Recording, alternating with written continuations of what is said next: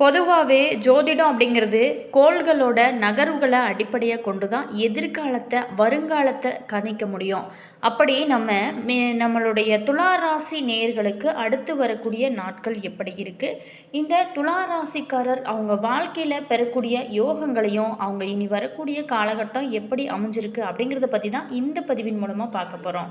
Video பார்த்திங்கன்னா உங்களுக்கு ரொம்ப யூஸ்ஃபுல்லாக இருக்கும். வீடியோவை ஸ்கிப் பண்ணாமல் முழுமையாக பாருங்கள்.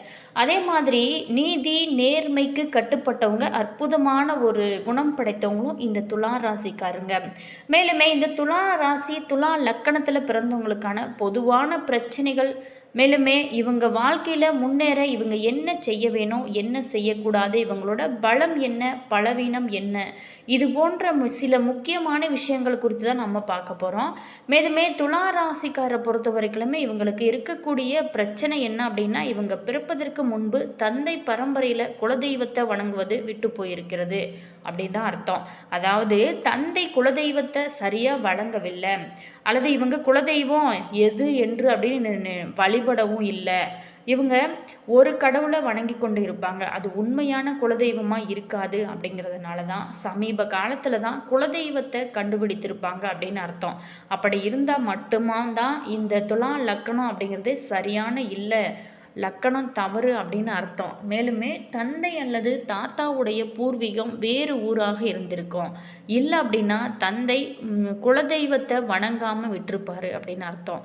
இதற்கு என்ன ஆதாரம் அப்படின்னா, குலதெய்வ ஆசீர்வாதம் நீங்கள் விட்டு போனால் எந்த மாதிரி பிரச்சனைகள் இவங்களுக்கு வரும் அப்படின்னா, உறவுகள் மூலமாகவும் சொந்தங்கள் மூலமாகவும் எந்த ஒரு உதவியுமே உங்களுக்கு இருக்கவே இருக்காது, எந்த ஒரு ஆதாயமே இருக்காது, எந்த ஒரு பயனுமே இருக்காது. எல்லா உறவினர்களும் சரிங்க, சொந்தக்காரர்களும் இருந்தும் கூட இவங்களுக்கு அவங்க மூலமாக பலன்கள் கிடையாது.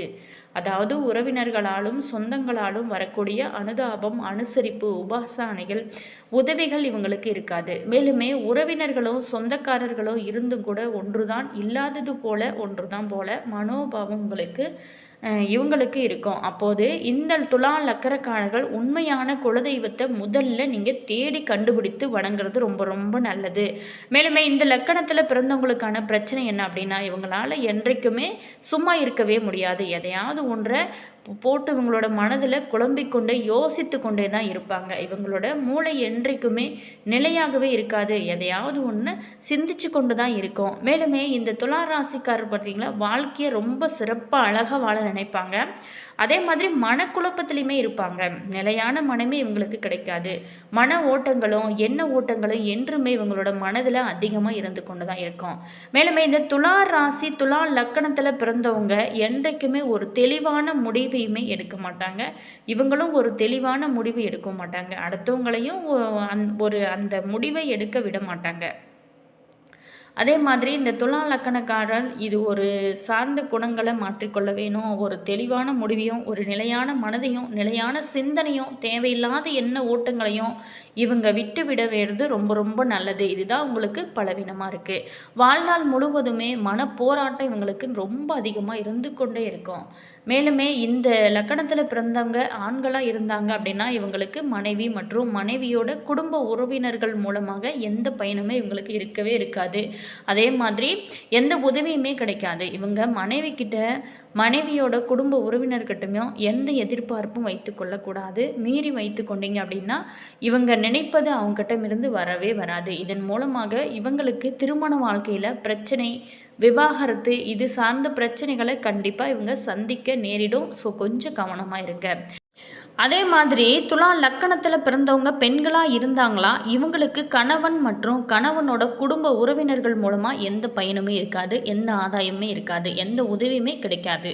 இவங்க கணவனிடமோ கணவனோட குடும்ப உறவினரிடம் எந்த எதிர்பார்ப்பும் வைத்து கொள்ளக்கூடாது. மேலுமே இந்த துலா லக்கணக்காரர்கள் என்றைக்குமே இவங்களோட வாழ்நாளில் கூட்டு தொழில் செய்யவே கூடாது. மீறி செஞ்சாங்க அப்படின்னா நஷ்டத்தில் தான் போய் முடியும். எனவே துலா லக்கணக்காரரை பொறுத்த வரைக்குமே வாழ்நாளில் என்றைக்குமே கூட்டு தொழில் வேண்டவே வேண்டாம்.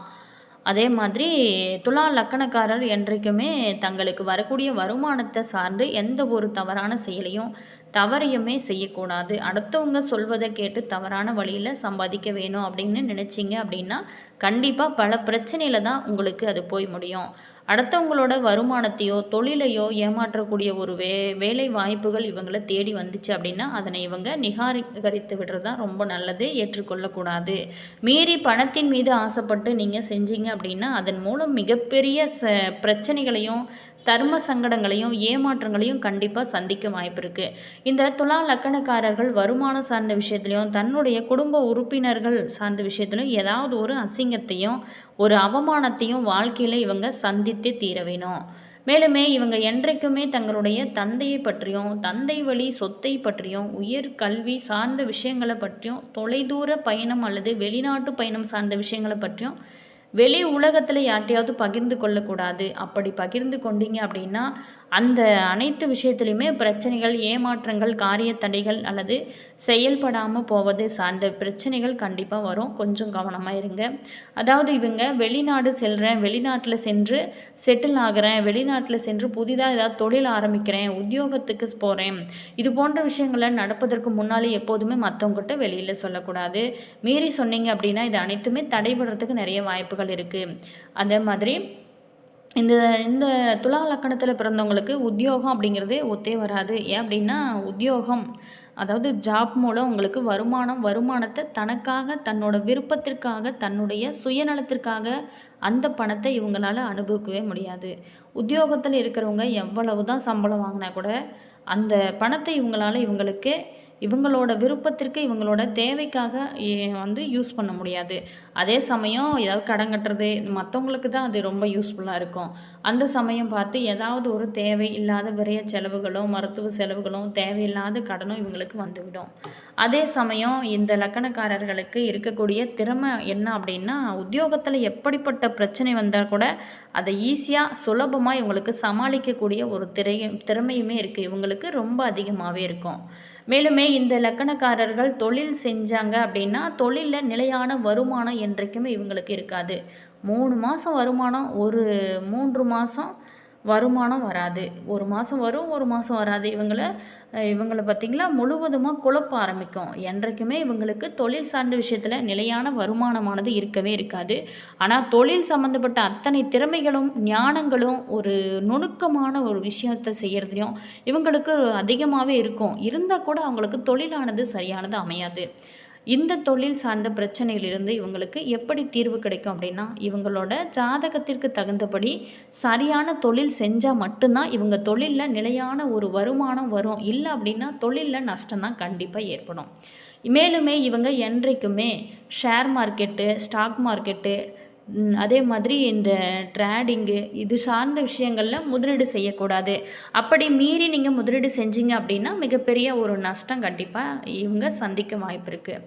அதே மாதிரி இந்த துலா ராசி துலா லக்கணக்காரர்கள் என்றைக்குமே வெட்டி செலவு செய்கிறதுக்கும் விரைய செலவுகள் அல்லது சுப விரைய செலவுகள் செய்கிறதுக்கும் கடன் வாங்கி செலவு செய்யக்கூடாது.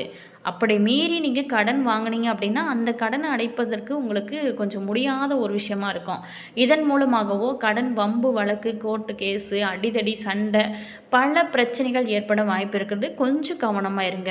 முக்கியமாக இவங்களுக்கு மருத்துவம் சார்ந்தும் அல்லது மருத்துவ செலவுகள் சார்ந்தும் கடன் பிரச்சனை ஏற்பட அதிகமாக வாய்ப்பு இருக்குது. இவங்களுக்கு மருத்துவ செலவுகள் சார்ந்து இதே மாதிரி கடன் வாங்க வேண்டிய ஒரு சூழலானது இவங்களுடைய ராசி பிரகாரம் இருக்குது. மேலுமே வெளிநாடு செல்கிறதுக்கும் இவங்க கடன் வாங்கக்கூடாது. மீறி வாங்கினீங்க அப்படின்னா அதன் மூலமாக பிரச்சனைகள் ஏற்பட வாய்ப்பு இருக்குது. மேலுமே இந்த துலா ராசி துலா லக்கணக்காரர்கள் மருத்துவம், வெளிநாட்டு பயணம், சுப விரைய செலவுகள் இதற்காக என்றைக்குமே கடன் அப்படிங்கிறது வாங்கவே கூடாது. மீறி கடன் வாங்கினீங்க அப்படின்னா அதன் மூலமாகவே கடன் பிரச்சனை, வம்பு வழக்கு இதெல்லாம் ஏற்பட வாய்ப்பு இருக்குது. அதே மாதிரி இந்த துலா லக்கணக்காரர்கள் இந்த பதிவில் சொல்லப்பட்டிருக்கக்கூடிய விஷயத்துக்கு தகுந்த மாதிரி நீங்கள் உங்களை மாட்டிக்கொண்டீங்க அப்படின்னா கண்டிப்பாக உங்களோட வாழ்க்கையில் நீங்களே முன்னேற முடியும்.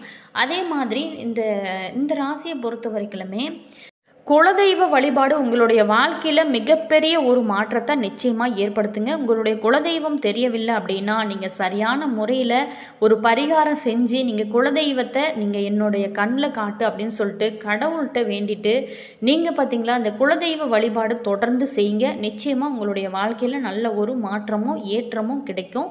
வீடியோ பிடிச்சிருந்தால் மறக்காமல் லைக் பண்ணிக்கோங்க. இது போன்ற பல சுவாரஸ்யமான தகவல்களை நீங்கள் தெரிஞ்சுக்கணும் அப்படின்னாலும் மாஸ் மல்டிமீடியா சேனலை சப்ஸ்கிரைப் பண்ணி பண்ணிக்கோங்க. கூடவே இருக்க பெல் பட்டனையுமே ப்ரெஸ் பண்ணிக்கோங்க.